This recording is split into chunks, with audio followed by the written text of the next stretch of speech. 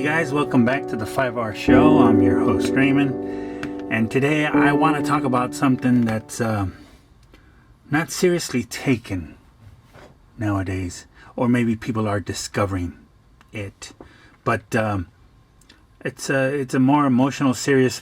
Well, it's always been around. But pet loss is something that a lot of people go through, and most people are pretty private about it. When I was a kid, we always had pets. And so as a kid, I knew that pets came and went. I didn't even bother asking because every time I'd go to Grandma's house, she'd have a different cat or bird or dog. And it was kind of like they just come and go. And I never asked where they came from, and I never asked where they went. As I got older, of course, young, in my 20s, the last pet I had was a little cat, and he died, and that's when I swore off pets, period. That was about, I want to say, almost 30 years ago, close to 30 years ago. So this is Nekochan, and I picked up Nekochan about 11 years ago back in Los Angeles. I picked him up, and it was very strange because I didn't have plans on bringing a cat home that day. I was coming out of work. It was a Friday afternoon. We were off duty early that day. It was like around 1 p.m. I was done. I was going home. Went to drop off some supplies in one of the apartment complexes, and lo and behold, there's this little cat. I asked where the cat was from, and they said, oh, it's just nobody's really. So some neighbor had a cat who had tons of cats. And this one was just, walking around. So I said, well, then is it okay I take him? And yeah, they said, go ahead, take him. I brought him home. A few years later,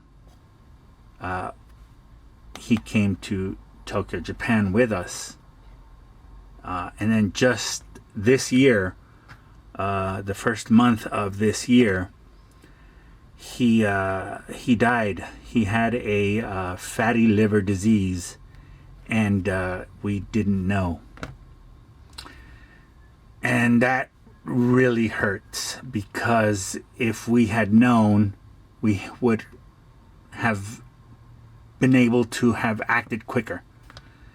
The thing is, no one really ever knows. So, there was a lot of regret. I mourned this cat for 4 days. And I'm not laughing, but it's just, it was 4 days where I mourned this cat day and night. I couldn't sleep. I was sick to my stomach. I poured a lot of love into this little creature, and he brought me so much happiness.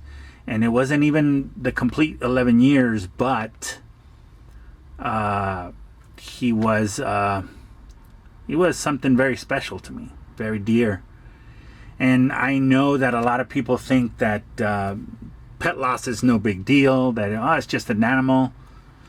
And in a way it is, and in a way it isn't. He stopped being an animal the day I brought him home. And if you're a Christian, you'll understand. I'm a Christian, and you got to remember, there was a time in the Old Testament where God wiped out the earth, and the one thing he did save were a few humans, of course, Noah and his families, and 2 of each animal. So, there's that. And I take the Bible very seriously, and so I know that it's a serious issue. When you feel pet loss, when you grieve for someone who had made you so happy for so long, when they're no longer with you, you're going to feel that pain. It really is going to be there, so it does hurt. We had framed this right before his funeral. He died January 26th this year. He was kind of sick for the first few weeks of the new year, and we didn't know what was going on. We were going to the pet veterinarian. And then the inevitable happened, and it ruined my plans. I fell apart. It was real. It's real. It's real. I don't know what else to say. No, I don't have plans on getting a new pet. The grief was so...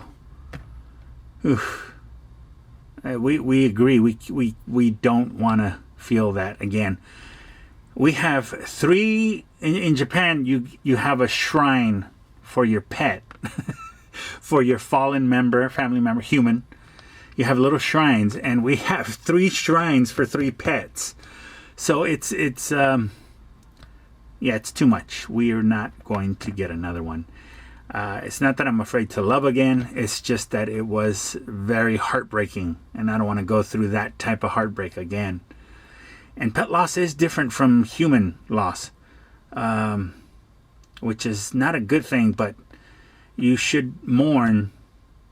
But for some reason, this hurt really badly. But anyway. So I just wanted to say, that's why I hadn't been making videos. That's why I wanted to warn any of you and all of you who are pet owners. You know that they're not a pet. Now they're a family member. They are your family member. And take them to the vet. Get their blood checked. Look online and find out what type of diet is best for your pet, whether it be a cat, a dog, a mouse, a snake, a turtle, a fish, whatever it is. Find everything you need to know so that you can prolong the life of your pet. And I still have regrets. And he didn't like it, but I used to grab his little whiskers. And just recently, my wife was cleaning a bit, and we found one whisker, and I put it into the frame. So it's the last little piece of him, And no, I don't believe in DNA cloning, so that's out of the question, But anyway, a lot of people believe in the Rainbow Bridge. Maybe it's connected to Noah's Ark. But I like to think that our pet, my wife's former pets, I like to believe that one day we're going to be in God's garden, and we will see our pets again. And that's what I want to end the note on today.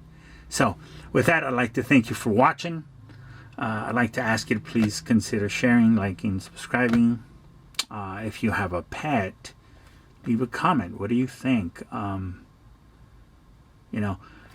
It's a strange situation, but it is valid. It is very valid. Your feelings for your pet as a family member are valid. And I don't care who you are. You can shoot me down on it. Doesn't matter. So, this video is dedicated to my cat. I love him so much, and God bless him. And maybe one day I will get to see him again. Okay?